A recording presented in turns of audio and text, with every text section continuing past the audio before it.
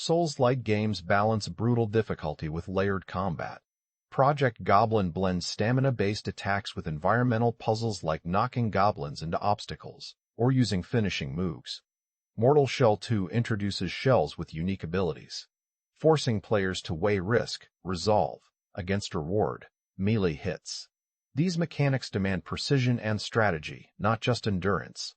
Imagine a solo developer crafting a game blending Dragon's Dogma's combat with Zelda's Dungeons Project Goblin. Enemies, like goblins, have armor that must be strict to hurt them. Combat is strategic, knock foes into spikes or fire using stamina. It's not about brute force, but precision and planning. This isn't a AAA project, it's one person proving small teams can innovate just as much as big studios. Souls-like games aren't just about brutal difficulty, they're about precision, strategy, and a combat loop that rewards mastery. Take Project Goblin, for example. It blends Dragon's Dogma-inspired stamina-based combat with environmental puzzles. You're not just hacking away, you're manipulating goblins into obstacles or finishing them off for extra damage. It's like playing chess with swords. Souls-like games like Mortal Shell 2 make healing a strategic gamble. Your resolve regenerates only by landing melee hits, forcing you to weigh risk versus reward. Miss too many swings? You'll be left vulnerable. It's not just about dodging. It's about dodging. It's about precision and patience. This mechanic turns healing into a curse, making every potion feel like a last resort. Meet the boss you won't forget, not because it's easy, but because it forces you to think differently. This game takes Souls-like combat and flips it on its head. No brute force here. Instead, you're solving a puzzle wrapped in armor. Enemies react to hits like living obstacles, their bodies shifting under your strikes. Knock one into another, or use the environment to trap them. Every move isn't just about damage, it's about strategy. The boss fight becomes a dance of precision, where timing and placement matter more than raw power. It's not just about surviving, it's about outsmarting the game itself. Combat in these lesser-known Souls-likes isn't just about blocking, it's about controlling the fight. Take Hardening, a mechanic where you freeze mid-attack, turning your strike into an unbreakable shield. No more guessing if you timed your block right. This is precision. Then there's parrying, different from perfect blocking. It's a counter, not just a defense, a way to punish attacks instead of suffering through them. These mechanics turn every clash into a chess match. You're vulnerable. Time it wrong. The enemy wins. But get it right, and you outsmart the game itself. It's again it.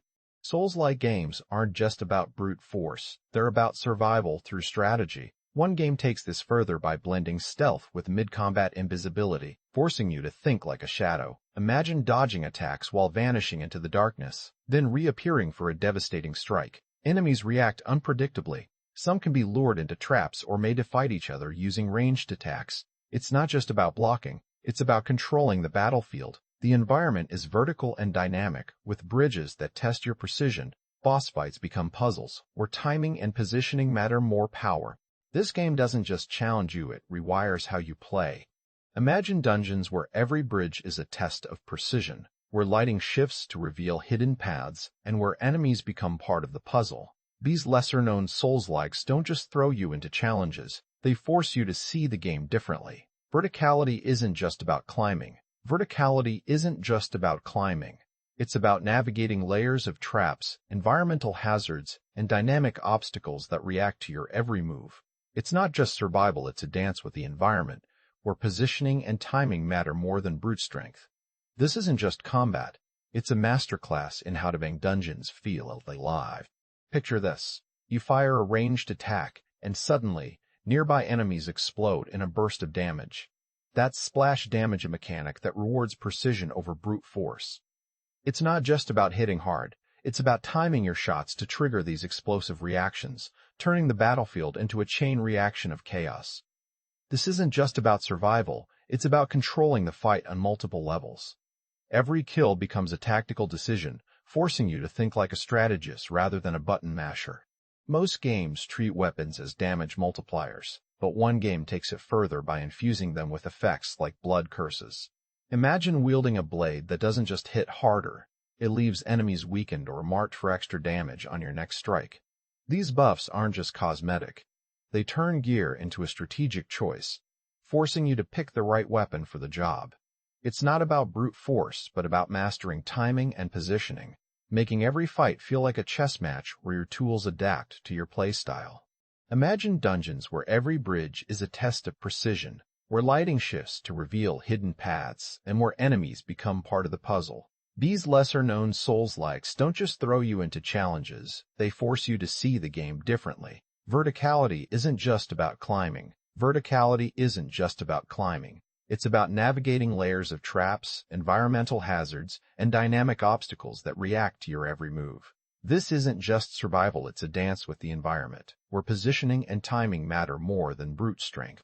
Most Souls-likes rely on brute force, but these hidden gems demand real skill. Imagine firing a ranged attack that doesn't just hit one enemy, it triggers a chain reaction, turning the battlefield into an explosion of damage.